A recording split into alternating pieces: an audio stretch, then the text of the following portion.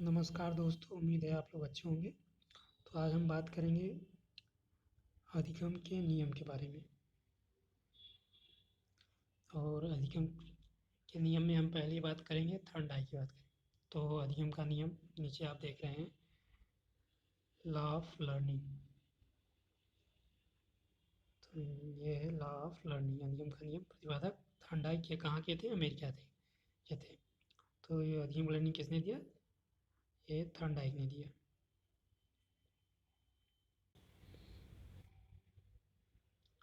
और इनकी पुस्तक का नाम क्या था? शिक्षा मनोविज्ञान, जो 1913 में प्रकाशित हुई। उसमें 3 मुख्य नियम दिए और 5 गौण नियम दिए।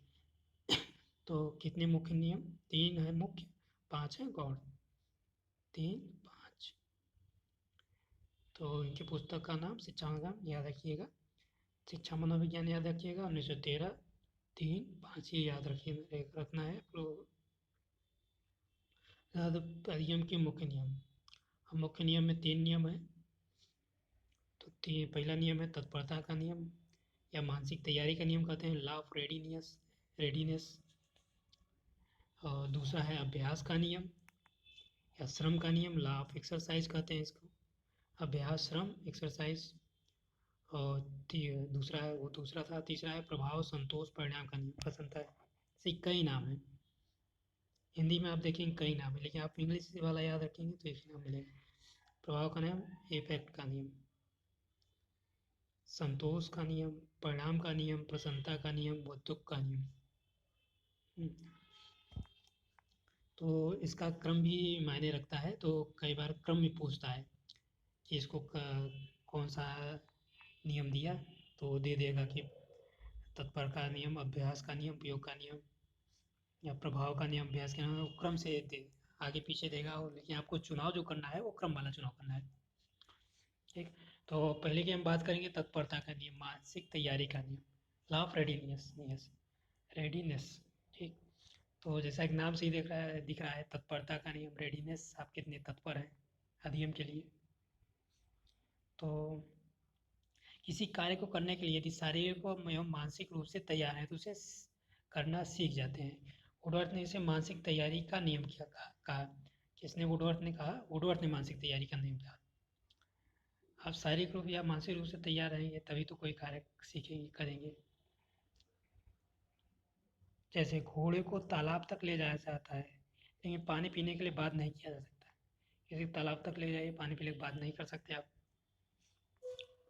इस नियम का उपयोग बालक में रुचि उत्पन्न करने, तैयारी, जिज्ञासा जागृत करने तथा ध्यान केंद्रित करने में किया जाता है। दूसरा है अभ्यास का नियम, लॉ ऑफ एक्सरसाइज। अभ्यास मनुष्य को दक्ष बनाता है। कहावत भी है, करत करत अभ्यास जड़मति हो जा सुविधा। किसी भी टॉपिक या किसी कोई भी चैप्टर हो, आप लोग को जितना ज़्यादा अभ्यास करेंगे उतना ही मजबूत होगा। या आप साइकोलॉजी ही पढ़ रहे हैं तो साइकोलॉजी का ही अभ्यास करिए, साइकोलॉजी आपकी ज़्यादा मजबूत हो जाएगी। ठीक। अभ्यास में ही एक उपयोग का नियम, लॉ ऑफ यूज। अनुपयोग का नियम, लॉ ऑफ डिसयूज। तो अभ्यास करेंगे तो उपयोग करेंगे, नहीं अभ्यास करेंगे तो उपयोग नहीं होगा वो। या उपयोग नहीं करेंगे तो अभ्यास नहीं होगा। तो अभ्यास के नियम में पहला पॉइंट है उपयोग का नियम। सीखे गए विषय का बार बार दोहराना उद्दीपन का से के संबंध को मजबूत बनाता है। आपने जो विषय सीखा है उसको बार बार दोहराइए, तो आपका ये ज्ञान ज़्यादा स्थायी होगा। आप उसे उपयोग कर रहे हैं या अभ्यास कर रहे हैं। उसके बाद का पॉइंट है अनुपयोग का नियम, डिसयूज। ना दोहराने पर विषय का विस्मरण हो जाना उपयोग है। जैसे आप कोई भी चीज़ ना दोहराएं तो जाहिर सी बात है विस्मरण हो जाएगा। ठीक। इस नियम का उपयोग आदत निर्माण, बुरी आदतों को छोड़ने, संगीत, चित्रकारी, लेखन सुधार तथा कला के विकास में उपयोगी है। इस आदत का निर्माण बुरी आदतों को छोड़ने, बुरी आदत छोड़ना है, आप उसको उपयोगी मत करिए। बुरी आदत छोड़ना, अब दोहराइए ना तो ये आप भूल जाएंगे। संगीत, चित्रकारी करने लगे इसकी जगह आप दूसरा काम करने लगे तो आपको याद रहेगा।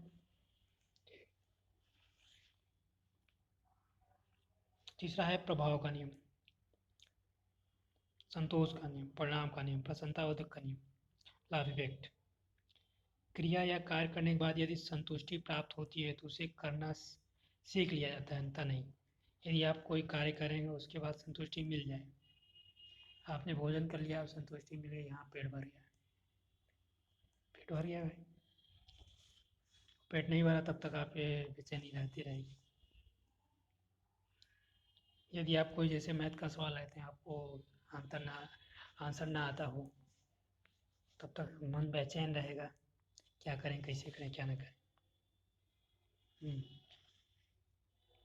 वृत्ति व मनोभाव का विकास करने में उपयोगी, क्रोध व ईर्ष्या के संवेगों को दूर करने, समस्या व कदाचारी व्यवहार का सुधार, रुचि व स्मृति इससे संबंधित है।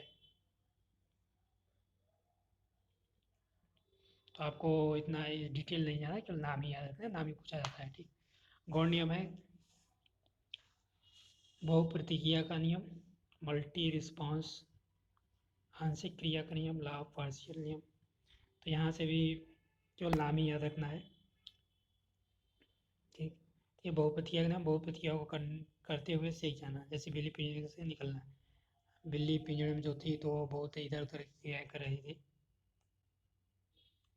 तो उससे सीख गई। ये आंशिक क्रिया का नाम लॉ ऑफ पार्शियल, चलो आपको नाम याद रखना है यहाँ पे।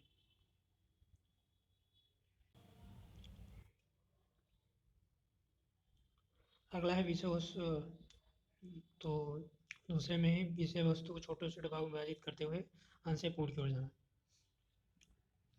तो तीसरा पॉइंट है मनोवृत्ति का नियम, लॉ ऑफ एटीट्यूड। पांचवा है आत्मीकरण का नियम, लॉ ऑफ असिमिलेशन। चौथा है, पांचवा है साझा परिवर्तन का नियम। तो आपको केवल नाम याद रखना है, उसमें जो कि 4 ऑप्शन रहते हैं, तो वो देता है कि उसमें मुख्य नियम का दे देगा 3, चौथा नियम गौड़ का दे देगा, 4 नियम गौड़ वाले दे देंगे, 3 नियम गौड़ वाले दे देंगे, 1 नियम मुख्य का दे देंगे। तो उसमें से ऐसे करके पूछेंगे या क्रम में दे देंगे। थर्नडाइक के कौन कौन से नियम है, कोई ऋषि और का कोहलर का नियम इसे घुसेड़ देंगे, मास्लो का नियम इसे में डाल देंगे, पूछ लेंगे कि कौन सा थर्नडाइक नियम नहीं है, ठीक। और इसके उपनियम भी हैं, उपनियम के नवीनता का नियम, प्राथमिकता का नियम, संबद्धता का नियम, उत्तेजक तीव्रता का नियम। तो ये सब उपनियम नहीं आते।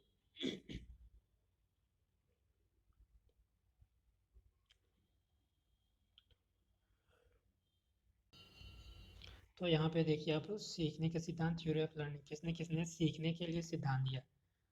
तो पहले उद्दीपक अनुक्रिया सिद्धांत, स्टिमुलस रिस्पांस थ्योरी, ठीक। एसआर थ्योरी, इसी को एसआर थ्योरी कहते हैं। और एसआर थ्योरी में आपके पुनर्वलन आएगा और अपुनर्वलन। रेनफोर्समेंट थ्योरी या नॉन रेनफोर्समेंट थ्योरी। तो पुनर्वलन थ्योरी में कौन कौन से मनोवैज्ञानिक आएंगे, थर्नडाइक, स्किनर, पाउलो हॉल तथा मिलर। तो इन सभी ने अपने अपने थ्योरी में पुनर्वलन की बात की है। थर्नडाइक ने की है, स्किनर की है, पाउलो हॉल तथा मिलर। उसके बाद अपुनर्वलन, non reinforcement theory, Watson, Guthrie, Gates. एट्स नहीं है, हाँ गेट्स है।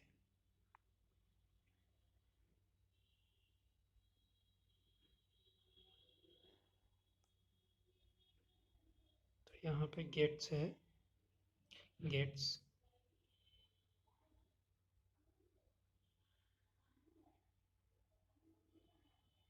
यहाँ का उसके बाद ये देखिए, सीखने थ्योरी का क्लासिकल संज्ञानात्मक सिद्धांत, आधुनिक संज्ञानात्मक सिद्धांत, ठीक। तो बाकी संज्ञानात्मक सिद्धांत है क्लासिकल कॉग्निटिव थ्योरी और मॉडर्न कॉग्निटिव थ्योरी।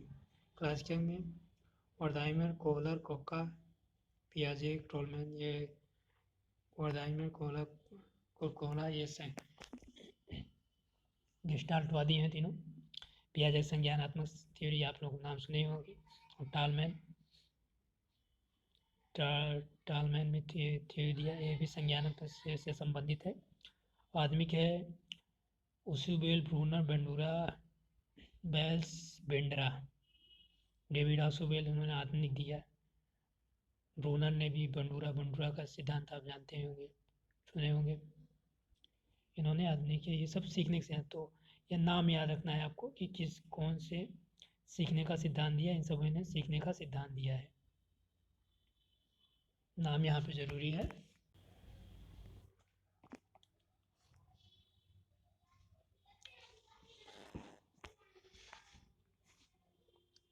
तो अब आगे बात करेंगे अधिगम के सिद्धांत व्यवहारवादी, संज्ञानवादी व निर्मितवादी। ठीक, तो इसमें पहला हम बात करेंगे अधिगम के व्यवहारवादी अवधारणा, बिहेवियरल। पहले व्यवहारवादी की बात करेंगे। इसकी प्रमुख विशेषताएं क्या है, मतलब व्यवहारवादी क्या कहते हैं। अधिगम उद्दीपक अनुक्रिया के संबंध के रूप में व्यक्त होता है। तो उद्दीपक अनुक्रिया की बात करते हैं ये लोग। अधिगम उसी वातावरण, उसी अवस्था में होता है जब अपेक्षित वातावरण उपलब्ध हो। अधिगम होने के लिए वातावरण होना चाहिए, वातावरण पर बल दिया। ठीक, तीसरा व्यवहारगत परिवर्तन वस्तुगत वस्तुनिष्ठ रूप में प्रेक्षणीय होता है। चौथा व्यवहार को वस्तुगत अध्ययन में विश्वास। पांचवा अधिगम की मुख्य विधि अनुबंधन, अनुबंधन की बात करते हैं।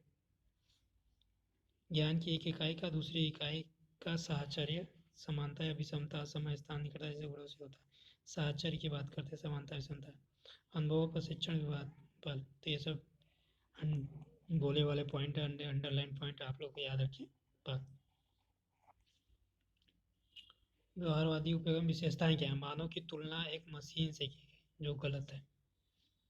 इसमें भावनाओं, चिंताओं और कार्यों को मात्र व्यक्ति के प्रत्यक्ष व्यवहार के संदर्भ में स्पष्ट किया जाता है। संरचनात्मक व वंशानुगत कार्यों की अवहेलना करते हैं। व्यवहार केवल अर्जित मानना भी एक पक्षी है। तो ये सब नहीं याद रखना है। व्यवहारवादी विचारधारा कितना है, फादर के हैं जेबी वाटसन। यहाँ पे फर्स्ट लिखा है, मतलब पहले जो वाटसन आए थे वो। इसके बाद भी कोई वाटसन आए होंगे तो दूसरे वाटसन, तीसरे वाटसन। तो व्यवहारवादी विचारधारा, इसके समर्थक थे वाटसन और पिता थे वाटसन ही थे। तो पूछता है व्यवहारवादी विचारधारा के पिता, father of behaviours, J B Watson. Watson समर्थक में कौन, स्किनर भी हैं, थॉर्नडाइक, वुडवर्थ, मैक्सवेल, पोलेंस्की, C L Hull, Pavlov, Guthrie, Pillsbury. तो समर्थक में आपको Skinner, Thorndike, Woodworth, McDougall, C L Hull, Pavlov. Skinner ने चूहा का दिया था, थॉर्नडाइक बिल्ली का, मैकडूगल ने 14 मूल प्रवृत्ति, सीएल हल का पुनर्वलन सिद्धांत और पॉलॉक का कुत्ता वाला प्रयोग, क्लासिकल कंडीशनिंग। ठीक, तो ये याद रखने, जहाँ जहाँ अंडरलाइन किया है वो याद रखिए आप लोग। तो अगला है कि व्यवहारवादी सिद्धांत। तो व्यवहारवादी सिद्धांत में थॉर्नडाइक का प्रयास त्रुटि सिद्धांत पहला है, पॉलॉक का शास्त्रीय अनुबंध सिद्धांत कुत्ते पे, सीएल हल का प्रबलन सिद्धांत, स्किनर किया प्रसूत, पांचों गुथरी का संयुक्ता सिद्धांत। तो ज़्यादातर थ्योरी आपको यहीं से कवर हो जाएंगे, थॉर्नडाइक, पॉलॉक, स्किनर, यहाँ से ज़्यादा क्वेश्चन होते हैं। तो व्यवहारवादी विचारधारा मानती है वातावरण व्यक्ति को बदल सकता है, वातावरण व्यक्ति को बदल सकता है। ठीक, वातावरण व्यक्ति को बदल सकता है। व्यवहारवादी विचारधारा के अनुसार अध्यापक उचित अधिगम परिस्थितियों का निर्माता होता है। उद्दीपक उनके के संबंध पर बल। प्रयास त्रुटि का सिद्धांत में पहला है ट्रायल एंड एरर। ठीक, प्रयास त्रुटि थॉर्नडाइक ने किया था, पहले ही बिल्ली पे दिया। जैसे ही नाम देखिए आपको तुरंत याद आ जाना चाहिए। बिल्ली थी, बहुत प्रयास की, बहुत त्रुटि की उसने, प्रयास त्रुटि थॉर्नडाइक। इसके अन्य नाम क्या है, संबंधवाद, कनेक्शनिंग याद रखना है, योजनावाद, आवृत्ति का सिद्धांत। आवृत्ति बार बार बिल्ली आवृत्ति करती थी, इसलिए आवृत्ति का सिद्धांत।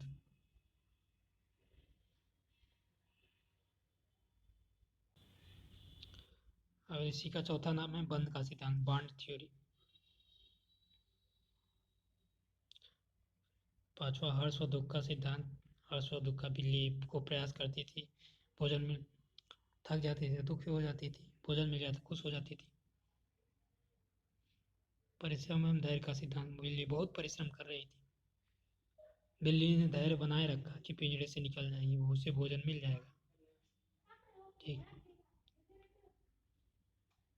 सातवां एसआर थ्योरी सिद्धांत, स्टिमुलस रिस्पांस। यस से स्टिमुलस, आर से रिस्पांस, तो उद्दीपक अनुक्रिया का सिद्धांत, वही स्टिमुलस रिस्पांस थ्योरी। किसी प्रकार आ सकता है। अर्थ, अर्थ क्या है? हम अपनी गलती व अनुभव सीखते हैं। थॉर्नडाइक के अनुसार सीखना संबंध स्थापित करना है। संबंध स्थापित करने का मस्तिष्क करता है। ठीक। थॉर्नडाइक ने भूखी बिल्ली पर प्रयोग किया। किस पर किया? भूखी बिल्ली। बिल्ली भूखी थी, याद रखिएगा। भूखी बिल्ली पिंजरे के बाहर उद्दीपक, मछली के टुकड़े को प्राप्त। उद्दीपक क्या है? मछली है, मछली का टुकड़ा प्राप्त करने के प्रयास करती है, त्रुटि करती है, उससे संबंध स्थापित करती है, पिंजरा खोलना सीख जाती है। प्रतिपादक थॉर्नडाइक अमेरिका थे, याद रखिए। पुस्तक एनिमल इंटेलिजेंस का सिद्धांत दिया, इसी में इन्होंने ये वाला प्रयोग बताया था। सिद्धांत भूखी बिल्ली प्रयोग किया, भूखी बिल्ली प्रयोग किया। ठीक, याद रखिएगा। 10 दिन तक प्रयोग किया इन्होंने। और उद्दीपक सुगंधित मछली का टुकड़ा, मछली का टुकड़ा सुगंधित मतलब उन्होंने पका दे दिया था, मस्त स्मेल आ रही थी मछली। बिल्ली भी मस्त हो गई थी कि ये मछली मिलेगी मछली, लेकिन बिल्ली को तो पिंजड़े में डाल दिया था। स्किनर बॉक्स से थॉर्नडाइक बॉक्स भी कहते हैं। उधर स्किनर ने स्किनर बॉक्स बनाया था, इधर थॉर्नडाइक बॉक्स, पिंजड़ा। और इसके चरण क्या है? प्रयास करना, असफल होना, फिर प्रयास करना जब तक सफलता नहीं मिलती। यही चरण में प्रयास करती है बिल्ली। उसमें आप पढ़ेंगे, देखेंगे कि बिल्ली बार बार प्रयास करती है, बार बार असफल होती है, तब तक प्रयास करती है जब तक सफलता नहीं मिलती। जैसे आप लोग बार बार प्रयास करती है जब तक सफलता नहीं मिल जाए। एग्जाम दे रहे हैं, बार बार प्रयास करिए तब तक सफलता नहीं। मंदबुद्धि बालकों के लिए यह सिद्धांत उपयोगी है। तो इसका उपयोगिता क्या है? मंदबुद्धि बालकों के लिए उपयोग सिद्धांत उपयोगी है। और सिद्धांत प्रेरणा बल देता है। किस पे देता है? प्रेरणा पे बल देता है, मोटिवेशन, प्रेरणा पे बल देता है सिद्धांत। यह सिद्धांत क्रमिक रूप से सिखाने पर बल देता है। सरल से कठिन पर बल सीखना क्रमोत्तर होता है। चौथा है, उस सिद्धांत द्वारा बालक में धैर्य व परिश्रम के गुणों का विकास किया जाता है। स्व अधिगम पर बल, जैसे बिल्ली ने धैर्य परिश्रम किया, प्रयास किया, ऐसे ही बालक के लिए गणित, विज्ञान, समाजशास्त्र आदि को सीखना उपयोगी। गणित में नहीं सवाल आया, धैर्य ही चाहिए। विज्ञान में प्रयोग कर रहे हैं, पढ़ाया नहीं आया तो धैर्य चाहिए। समाजशास्त्र, उसमें धैर्य चाहिए, तभी आप सीखेंगे। छठवां, यह सिद्धांत अनुभव से लाभ उठाने की योग्यता का विकास करने में सहायक है। सातवां, पश्च दृष्टि का प्रयोग किया जाता है। करो सीखो बल। यह सिद्धांत विभिन्न प्रकार के कौशल जैसे लिखना, पढ़ना सीखना उपयोगी है। स्वाधीन सीखने पर बल दिया जाता है। अपने से सीखेंगे, प्रयास करेंगे तो सीखेंगे। तो इसमें से आपको 2 नंबर 3 नंबर याद रखना है, बाकी जरूरी नहीं है। तो 10वां नंबर है ड्राइविंग, टेनिस आदि सीखने में उपयोगी। ड्राइविंग सीख रहे हैं तो अभ्यास करेंगे, धीरे धीरे प्रयास करेंगे, गलती करेंगे तब आप सीखेंगे धीरे धीरे। टेनिस भी खेल रहे हैं, टेनिस में कैसे? टेनिस में खेल रहे हैं, अभ्यास चाहिए निरंतर। असफल होंगे, आप मैच हारेंगे। और भी खेल हो सकते हैं। 11, परिश्रम प्रति आशा का संचार होता है। परिश्रम करते हैं, असफल होते हैं, आपके अंदर एक आशा आती है कि नहीं एक दिन हम सफल जरूर होंगे। पर आक्रमणिक का सिद्धांत इसी पर आधारित है। आक्रमणिक का सिद्धांत इसी पर आधारित है। तो ये तो नहीं पूछा जाता यहाँ, यहाँ से आपको एमएड लेवल में नहीं पूछा जाता। दोस्त की बात करें, व्यर्थ के प्रयत्नों पर बल, अंतर्दृष्टि का अभाव। व्यर्थ का प्रयत्न कर रहे हैं, बिल्ली जो है ऐसे ही इधर उधर प्रयत्न कर रही है। दृष्टि में यांत्रिकता पर, यांत्रिकता का बल, एक ही काम बार बार कर रही है, वही यांत्रिकता कहते हैं। सीखने का कारण स्पष्ट नहीं होता है। प्रतिभाशाली बच्चों के लिए उपयोगी। बाह्य पुनर्वरण पर बल, सीखने में गति का अनियमित होना।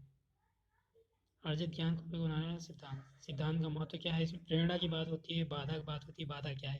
पहले भोजन तक ना पहुंच पाए, यही बाधा है। निरर्थक प्रतिक्रिया करती है, व्यर्थ अनुक्रिया, व्यर्थ अनुक्रिया करती है दूर होती है। बाद में सफलता मिलती है। सही अनुक्रिया की स्थापना कर लक्ष्य की प्राप्ति, सही अनुक्रिया को स्थापित कर लक्ष्य की प्राप्त करती है। इस सिद्धांत को लॉयड मॉर्गन ने कुत्ते और नजर के चूहे प्रयोग किया। तो ये सब याद रखना है। केवल 1 नंबर प्रेरणा बाधा, ये सिद्धांत के तत्व याद रखना है।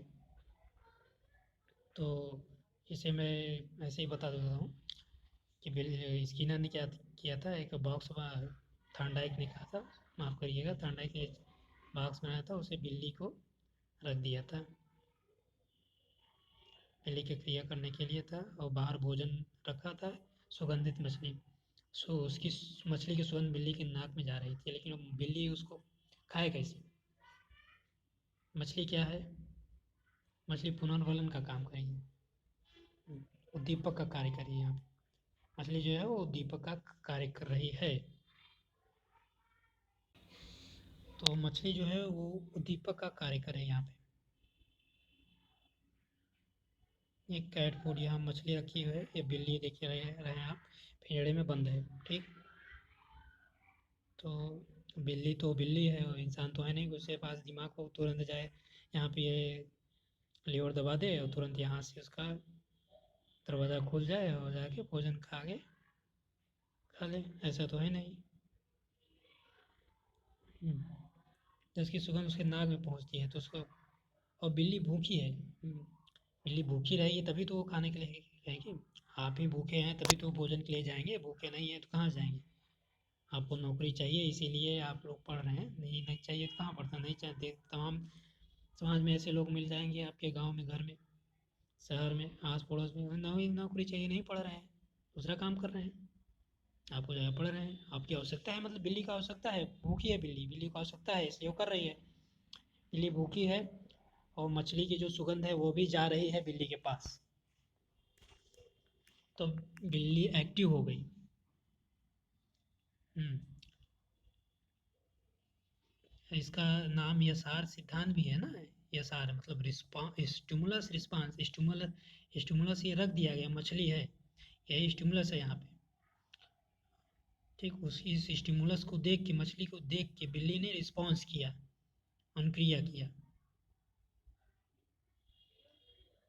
यानी ये उद्दीपक है, यहाँ पे मछली उद्दीपक है और बिल्ली उद्दीपक की उपस्थिति में अनुक्रिया करेगी, मतलब पहले उद्दीपक होगा, यानी पहले स्टिमुलस होगा, पहले मछली रहेगी तभी बिल्ली बाकी काम करेगी। मछली यहाँ से हटा दीजिए तो कोई सिद्धांत नहीं, कोई काम नहीं बिल्ली के लिए।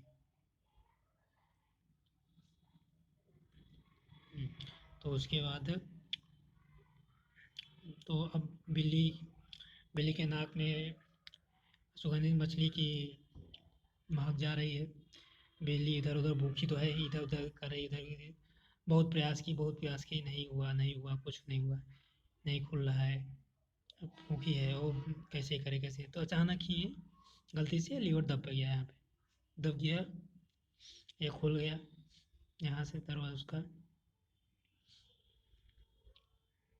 आ गई बिल्ली खा रही, तो इसकी ना फिर दोबारा किया, उसको पकड़ के उसमें डाला, तो इसे फिर बिल्ली ने किया, फिर इधर उधर किया, फिर इसने किया,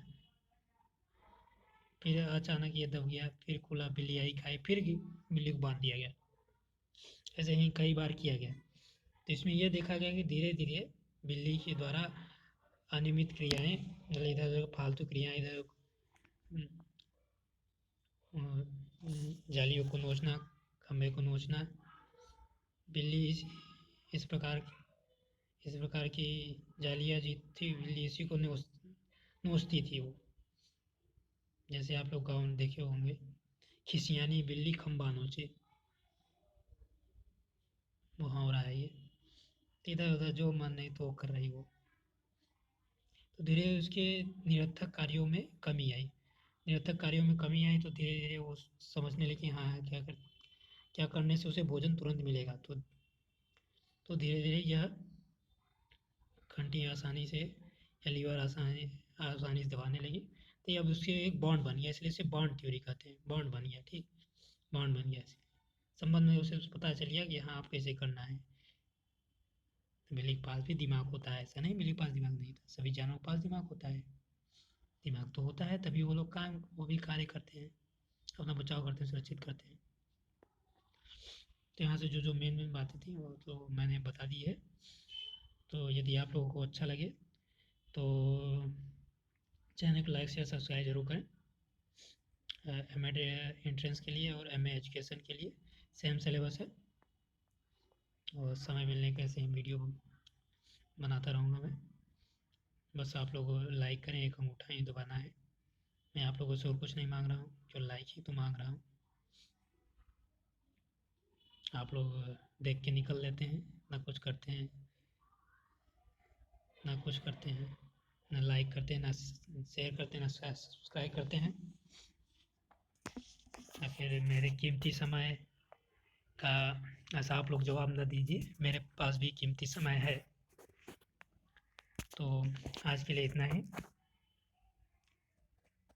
हाँ, तो जय हिंद, जय भारत।